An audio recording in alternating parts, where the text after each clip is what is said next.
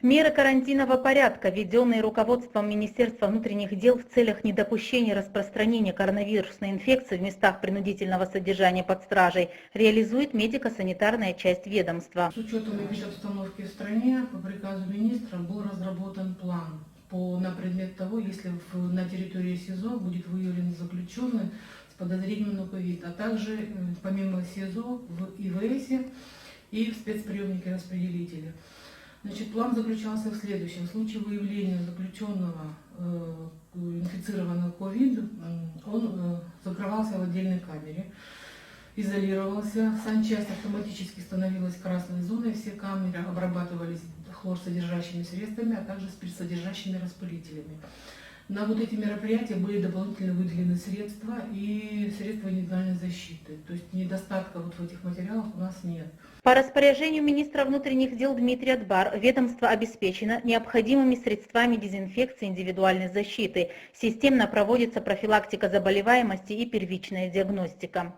С учетом данной обстановки дополнительно были также выделены медикаменты для контингента СИЗО, ИВС и спецприемника. Люди, контактировавшие с заключенным ковид-инфицированным, автоматически получали профилактическое лечение и получают.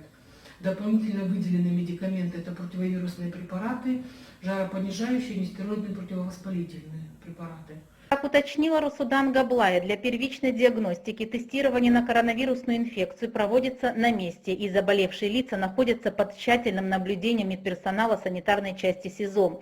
В случае выявления отягчающей динамики течения заболевания предусмотрена госпитализация в инфекционную больницу, где выделены соответствующие палаты. Медперсонал СИЗО и ИВС был обучен специальной методике забора материала. То есть это специальный анализ, который проводится у заключенного, если он, допустим, контактировал с ковид-больным, если у него какая-то клиника проявилась. Помимо подозрительных или уже инфицированных на ковид-инфекцию, у нас проходят обследования другие заключенные с другой патологией. То есть практически около 10 человек в неделю у нас обследуются в поликлинике. Если в условиях поликлиники мы не можем оказать инструментальное обследование или определенную помощь, заключенные направляются в республиканскую больницу, в Вологодский госпиталь.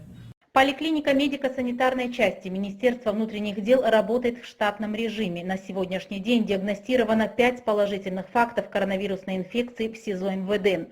Лица, содержащиеся под стражей, пребывают в отдельно оборудованном помещении санитарной части при следственном изоляторе. Самочувствие заключенных не тяжелое, с положительной динамикой на выздоровление. Рекомендаций на пребывание в стационаре специализированного медучреждения нет. Среди лиц, содержащихся в ИВС МВД и горрайорганах, положительных результатов на ковид-инфекцию не выявлено.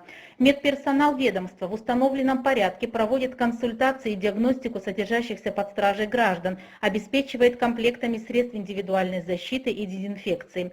Интенсивно проводится системная дезинфекция помещений спецучреждений. Сотрудники, несущие службу в СИЗО и изоляторах временного содержания МВД, обеспечены средствами индивидуальной защиты.